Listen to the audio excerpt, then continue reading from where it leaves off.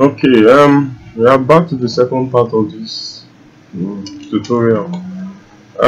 We have our image plane in Maya, so we can now actually start modeling. Before I do that, I mostly want to first hide the grid, then create a new layer for this object. That's the image plane, and put it in reference mode. No,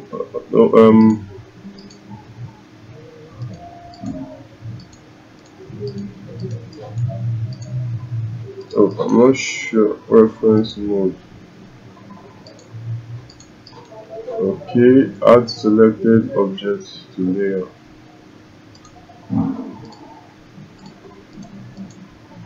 So make it visible and reference. So the idea is so that we don't accidentally select our image plane. If we want to, we know where to go to. So I'll start by going to the front view. Modeling this, there are a lot of ways to process. Some people can start with curve and create an outline with splines or curves, then start using surfaces like loft, extrude to get their basic shape. Some might go in with a box.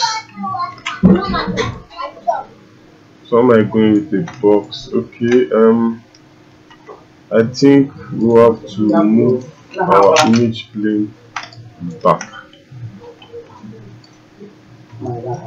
and let's take it back to reference, then put this to wireframe.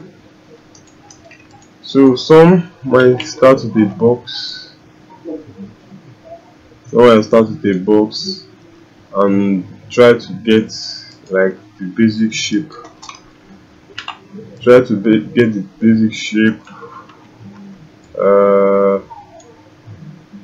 Add edge, insert edge loop here, and all that. Go to their vertex. Just try to shape this box to get a rough general shape.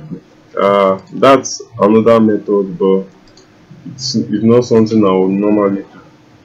So the method I'm going to be using is still polygonal modeling, but it's actually edge extrusion. I call it edge extrusion. Just extrude edges. Yeah, you keep extruding edges till you get the form. So I'll basically start with a plane. So in the front view, I create a plane. Right now the plane is facing the y direction. That's why you can't see it now. So what I'll do is rotate the plane in x-axis by 90, so it's facing us. Then I'll reduce the subdivision. I'll remove all subdivision. I just have a single rectangle. So this I can now move. So like the images like the lines we drew in Photoshop, we can see where our edges are going to fall into place. So the first is going to be this. From this front view, you can actually see how important this particular edge is. So we want to get that edge. So for other applications, there are symmetry methods. Yeah, before we actually continue, I want to do a final top symmetry. Like I said, the last stuff I modeled, someone was asking me how I got to do that really fast. I'm going to show you guys something now. Symmetry. I know you guys already know what symmetry is, but I just want to make some things clear. When modeling mostly mechanical, let me switch on my tab here. When modeling mostly mechanical objects, let's have the white pen. Most mechanical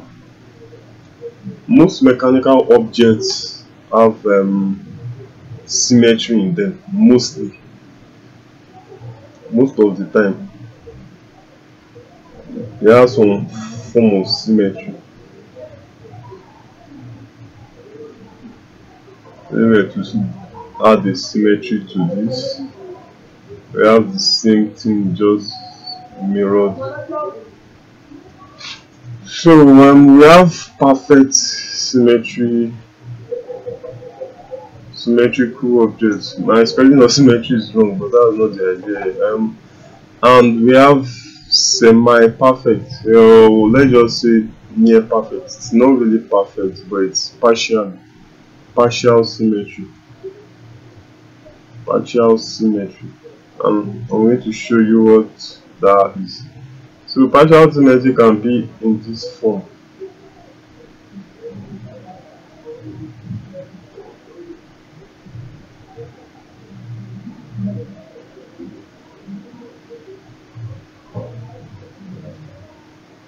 So this is perfect symmetry, and this perfect and partial.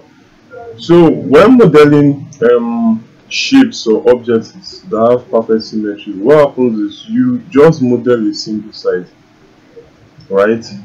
You focus all your attention on getting this side right.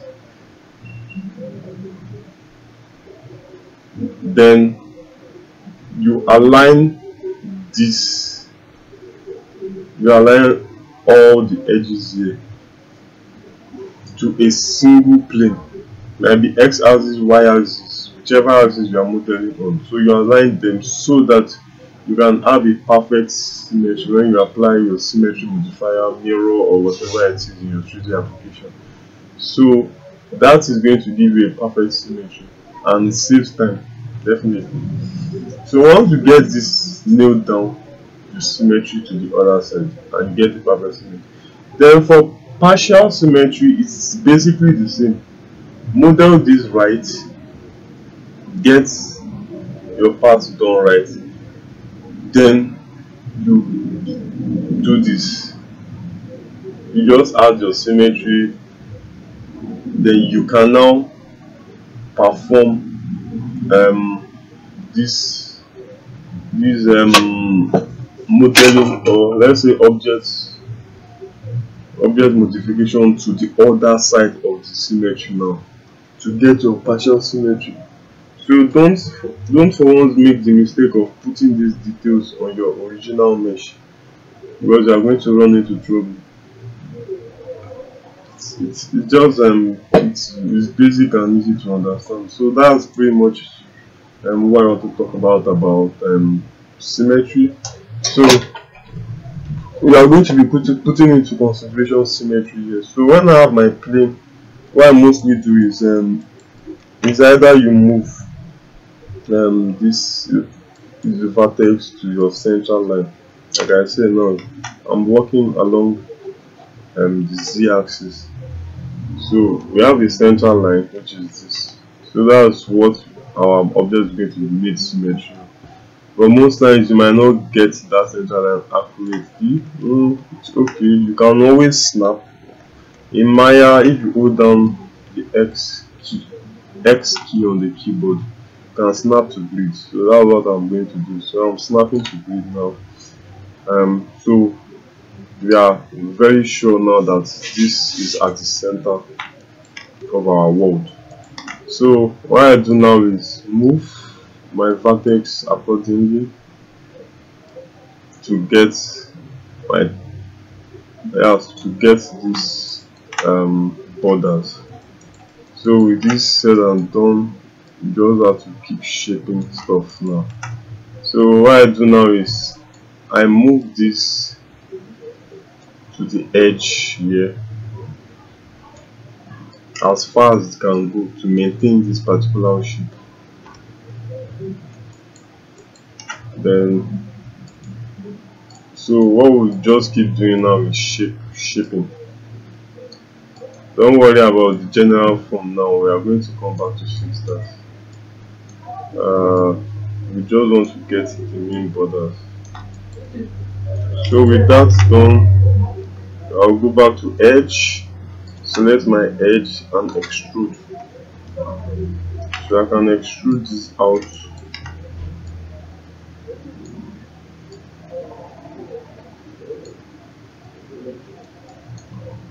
Move vertex around.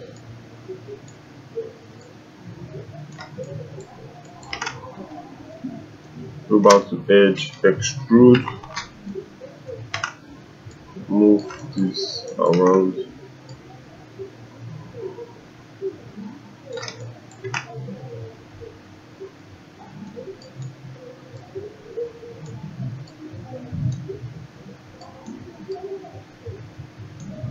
Go back to edge and press G on your keyboard to repeat any action in Maya.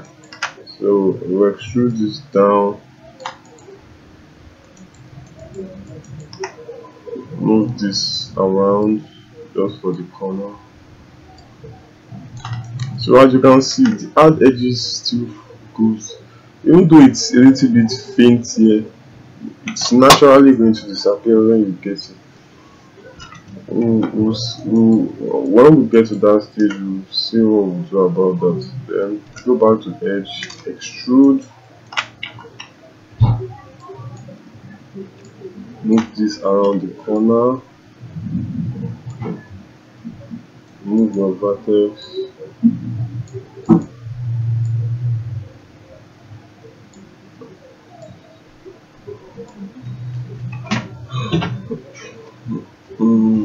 your vertex, go back to edge, extrude,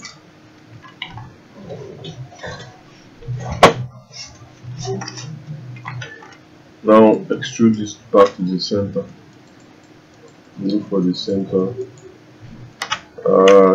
We'll go back to vertex and scale down to make sure they are on the same plane. Then we can snap to grid. Yeah, that's the center. So we've gotten our basic shape. So what we want to do now is now try to adjust this to get a better shape. We can now start adding edges and shaping our general form.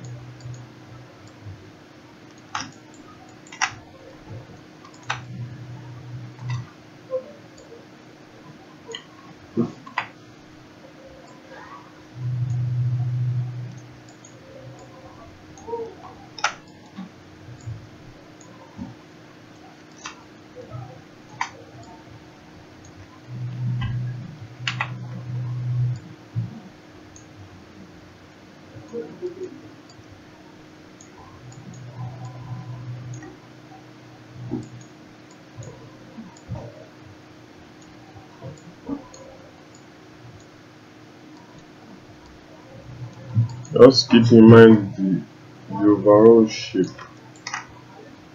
and try to keep the spacing as even as possible. Keep the spacing of your edges as even as possible, unless in areas where you need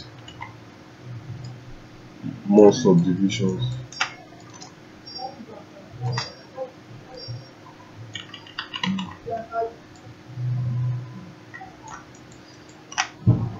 So keep shaping our mesh.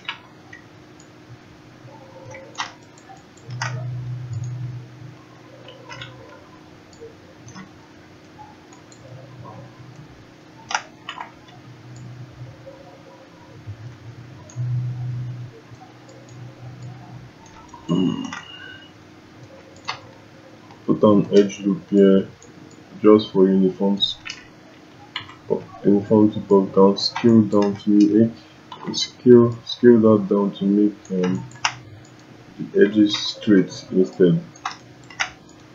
We honestly don't want our edges bending at this time. So as you are doing this, you also put into consideration the number of edges you have, because the lesser the better at these early stages. It makes life easier for you when you have less points to move around than trying to complicate things for yourself earlier on. So with that done, we have created, so I think we have to move this down a little. Yeah, I'm going to go all the way down. So with that done, I've actually created, I think we need an edge loop here.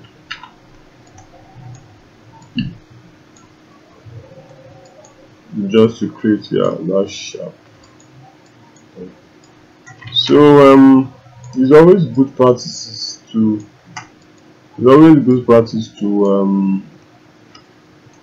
check your models from time to time in smooth mode. In Maya, there's a button which, just pressing the 3 buttons on your keyboard, you can see smooth preview. In other applications like 3D Max, I think you can have your turbo smooth modifier on the object. You can switch it on and off, or I think there's a section under the edit poly modifier that makes it possible for you to view your smooth mesh. So if I hit 3 on Maya, I can actually see what my object is going to look like when smooth. So in this mode I can move things around to better improve the shape. So now basically is what we are trying to achieve now. So as you can see here, you have to go a little bit further. Yeah, we are in smooth mode now. So since this is how the final object is going to look when you apply smooth, it's good practice to always come in this mode and move things around. Okay, so we are done with that part. So I can go back to my normal mode and go to the next step. So the next step now is we will go back to our reference images. As you can see, the next step now is as you can see, this is the reason why I said the reference images are very good. If you zoom closely here, you see that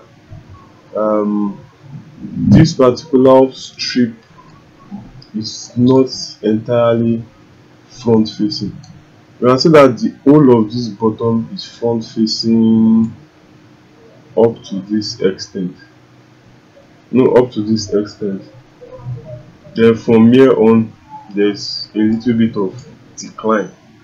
So we are going to do that now before we continue getting other sides. So to do that, definitely we can't see that here. So that's the reason why we need a side.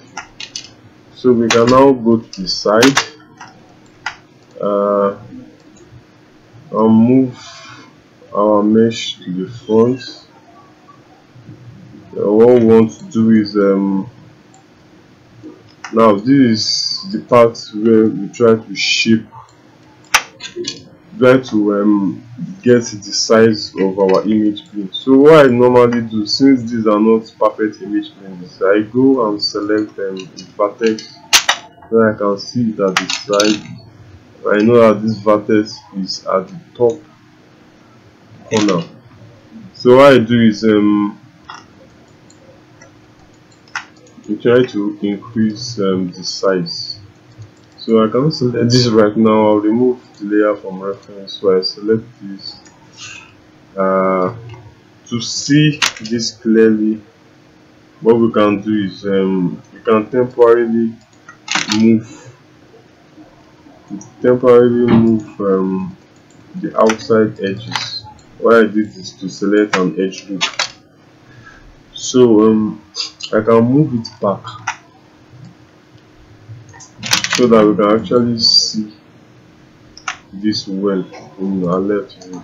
So what I want to do now is to scale this image plane to roughly get the size. Of so what I just want to do is to get the rough side. It doesn't have to be perfect though. So as you can see side here, we'll move this back. I think it's going to be better we use the side here, since this side is not curved in. It's going to be easier that way. So we use the bottom here and try to make it where this is roughly at the bottom of this red piece. Yeah, roughly here. So all we do is to reduce it a little bit, or increase it a little bit. Yeah. So that's about it, I think. Okay, so I think this will do. So I can go back and make that a reference so I don't select it again. So I think that size will do. So like I said, it doesn't have to be perfect, but we just need a good side view to know exactly what we are doing. So with this done now, the side view, I'll go back and change the shading mode to wireframe. Then I can, what I'll do now is move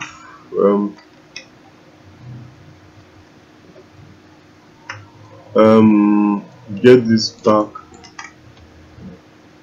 to being planar. All I did was scale out. So all I did is make this thing flat again. So we want to see the actual curvature. So it's not really that curved, it's just slightly curved from the image. Yeah, it's just slightly curved. So we just add a little bit of curve to it. Select the outer ring and move it inside a little. Yeah, just a tad little. Then we go to our side view and start moving. Now the fun actually begins now. Like I said, modeling sometimes to me it's like playing chess, or let's say checkers. So I move this to the tip, then I start moving. So I do this in conjunction with both the front and the side view. So I go to the front view, select, let's go back to our reference image and see the way that comes in. Okay, so I select the whole of this, and from here I move it backwards.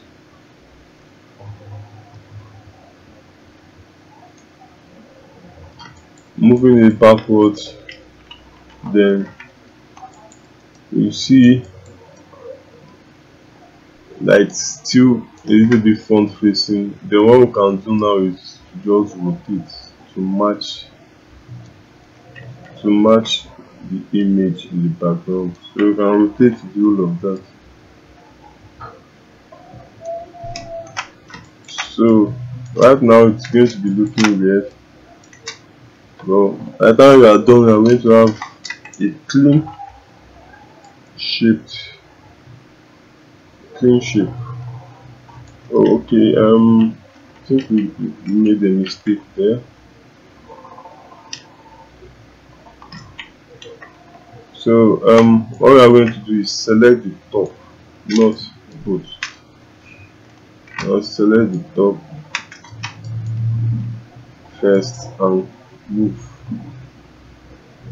Let it touch there. Then select the base and move. Yeah,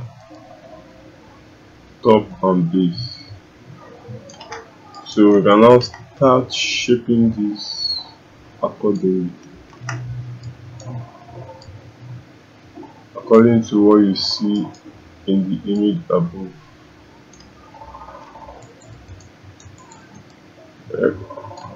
So you have to keep switching from your top, your side view to your front view, then to perspective view to actually see exactly what's going on.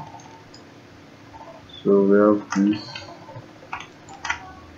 So we do this, take this back,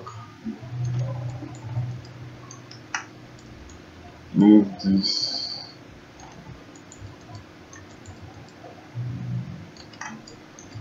So this is going backwards.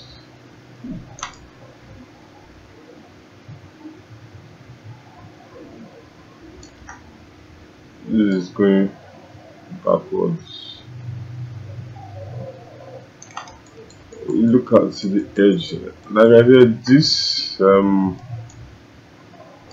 this side view is not really a perfect depiction of, because there's a little bit of perspective to the side view. But we can always use our digressions. So I'm using the top view now. I'm trying to get an overall clean curve. So there are sometimes your knowledge of shapes really comes in handy. What I'm trying to do now is just to find the shape in all possible views and angles. Okay, so we have that. We can move this a little bit out and up. Move a little bit out and up. So yeah, we are trying to match this thing in multiple camera angles. So this is coming back.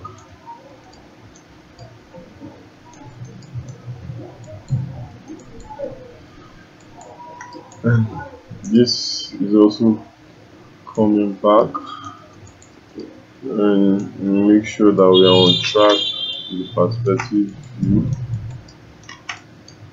This goes back a little.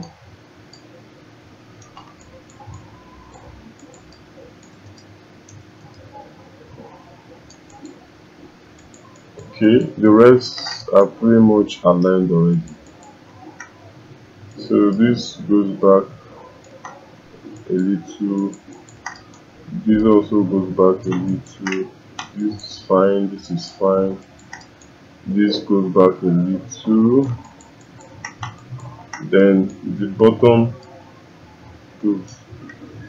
What I can do is to rotate all of them so that we just match the angle, then move it backwards.